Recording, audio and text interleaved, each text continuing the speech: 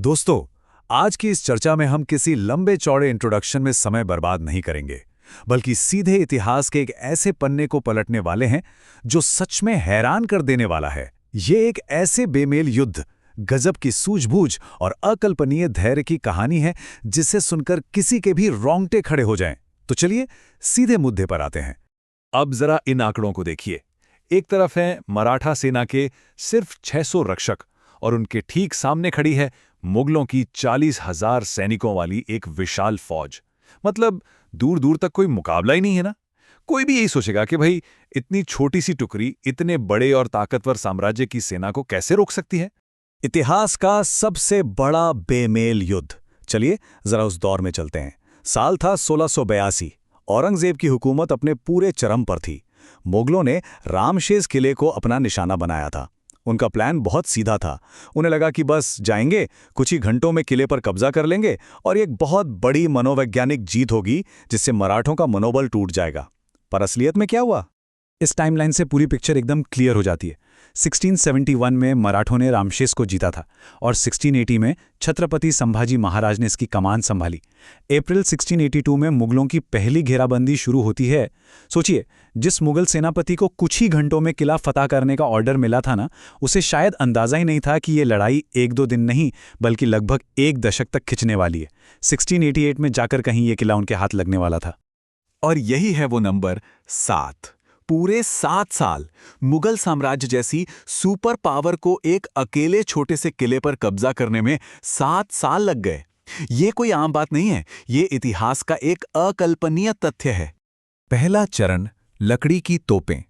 तो इस घेराबंदी के पहले राउंड की शुरुआत होती है मुगल सेनापति शहाबुद्दीन खान की एंट्री से। ये भाई साहब इस पूरे कॉन्फिडेंस में आए थे कि सीधे तोपों से हमला करेंगे और महज 1 दिन में जीत का झंडा गाड़ देंगे। उनकी रणनीति एकदम आक्रामक थी। लेकिन दोनों तरफ की रणनीति में बिल्कुल जमीन आसमान का फर्क था। मुगलों का प्लान था दिन भर लगातार तोपों से गोलाबारी करना, पर दूसरी तरफ मराठा सेनापति सूरजी जेधे का तरीका एकदम अलग था। मराठा रक्षक दिन भर कोई जवाब नहीं देते, एकदम शांत रहते, और जैसे ही रात होती वो अंधेरे में मिट्टी और पत्थरों से किले की टूटी हुई दीवारों की मरम्मत कर देते। अब अगले दिन मुगल सैनिक देखते कि भाई दीवार तो फिर से खड़ी है। उनमें यह अंधविश्वासी फैल गया कि मराठों के पास कोई जादुई ताकत है जो रातों रात दीवारें बना देती है। और यहीं पर हमें मराठा रक्षकों की एक कमाल की इंजीनियरिंग या कहें बिल्कुल सटीक जुगाड़ देखने को मिलता है। किले में भारी तोपें तो थी नहीं, तो उन्होंने क्या किया, लकड़ी के मोटे तनों को अंदर से खोखला किया, उन पर जानवरों की खाल एकदम कसकर बांधी और फिर उन्हें लोहे के भारी छल्लों से जकड़ दिया। एकदम शानदार आविष्कार। इन हल्की लेकिन बेहद असरदार लकड़ी की तोपों से उन्होंने मुगलों के सप्लाई कैंप्स पर ऐसे अचूक निशाने लगाए कि पूरी मुगल सेना में हड़कंप मच गया। दूसरा चरण, नकली मांत्रिक। अब जब सीधे हमले का पहला प्लान फेल हो गया तो कमान दी गई बहादुर खान कोकलताश को। उसे समझ आ गया था कि ताकत से काम नहीं बनेगा, इसलिए उसने अपना फोकस सीक्रेट ऑपरेशंस और साइकोलॉजिकल ट्रिक्स यानी मनोवैज्ञानिक युद्ध की तरफ शिफ्ट कर दिया।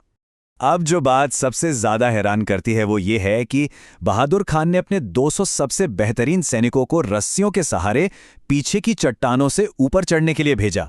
लेकिन मराठा रक्षक भी पूरी तरह तैयार थे।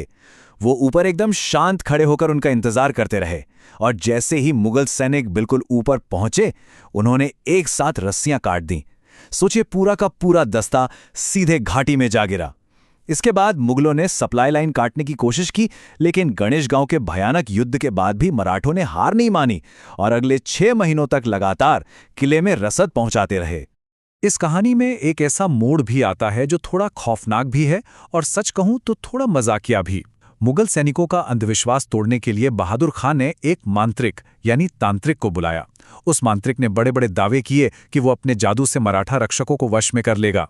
लेकिन ट्विस्ट देखिए, वो मांत्रिक असल में एक मराठा जासूस ही था। उसने खास रस्मों के बहाने मुगल सैनिकों को किले के दरवाजे तक बुलवा लिया और फिर ऊपर से मराठों ने उन पर उबलता हुआ तेल और भारी पत्थर बरसा दिए। एक और प्लान पूरी तरह फ्लॉप। तीसरा चरण, लंबी थकावट का युद्ध। इन सब के बाद ये घेराबंदी अपने तीसरे और सबसे क्रूर फेज में प्रवेश कर गई। औरंगजेब का धैर्य अब जवाब दे रहा था, इसलिए उसने काबुल से अपने एक बहुत ही अनुभवी और सख्त सेनापति कासिम खान किरमानी को भेजा। युद्ध का रूप अब पूरी तरह बदलने वाला था। अगर हम इन आंकड़ों को देखें तो समझ आएगा कि एक अकेले किले को जीतने के लिए मुगलों ने कितने भारी संसाधन झोंक दिए थे।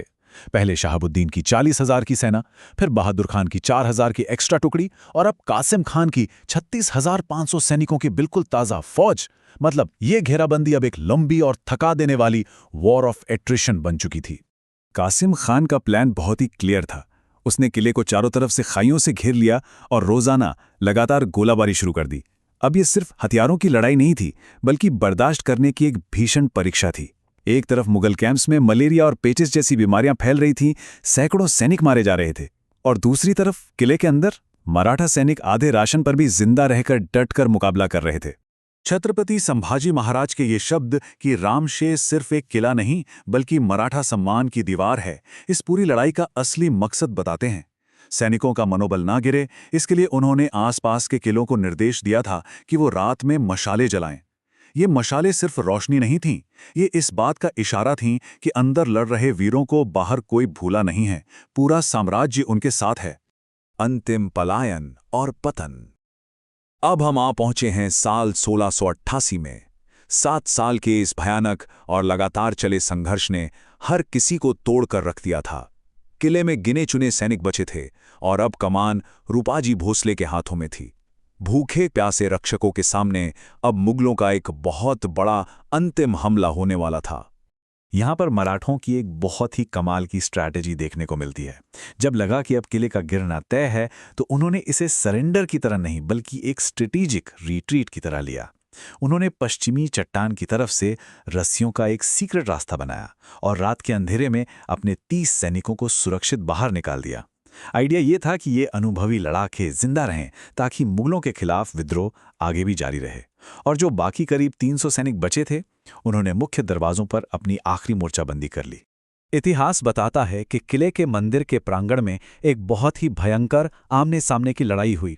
उन 300 मराठा रक्षकों ने अपनी आखिरी सांस तक पूरी ताकत से मुगलों का सामना किया, लेकिन अंततः मुगलों की इतनी बड़ी फौज के आगे वो दीवारें ढह ही गईं और रामशेष पर मुगलों का झंडा फहरा दिया गया। एक खोखली शाही जीत। तो यहां सबसे अहम सवाल ये उठता है कि इस जीत के मायने क्या थे? इतिहासकार इस घटना को सिर्फ एक जीत नहीं बल्कि पायरिक विक्ट्री यानी एक खोखली जीत क्यों कहते हैं, जहां जीतने वाले का नुकसान भी हारने वाले के बराबर ही या उससे ज्यादा हो जाता है? देखिए, इसके नतीजे मुगलों के लिए कोई बहुत अच्छे नहीं रहे। 7 साल की इस घेराबंदी ने मुगल साम्राज्य की बेहिसाब दौलत और हजारों सैनिकों की जान ले ली। जब वो जीते भी तो सेना इतनी ज्यादा पस्त हो चुकी थी कि इस जीत का कोई फायदा ही नहीं उठा पाई। और तो और आसपास के जितने भी इलाके थे, मराठा छापामार बलों ने तुरंत उन पर दोबारा कब्जा कर लिया। इस एक किले में हुई भयानक देरी ने मुगलों को जो लॉजिस्टिकल और साइकोलॉजिकल नुकसान पहुंचाया, असल में वहीं से उनके दक्षिणी अभियान के पतन की शुरुआत हो गई थी। और अंत में एक बहुत ही गहरा सवाल हमारे सामने रह जाता है। सोचने वाली बात है ना कि अगर एक अकेले किले पर कब्जा करने में किसी विशालकाय साम्राज्य को पूरे 7 साल लग जाएं और उसकी इतनी बड़ी ताकत सिर्फ एक जगह खप जाए, तो असल में इस घेराबंदी को जीता किसने? ये पूरी घटना हमें ये सोचने पर मजबूर कर देती है कि महज एक लड़ाई जीत लेने और असल में पूरा युद्ध जीतने के बीच आखिर कितना बड़ा अंतर होता है।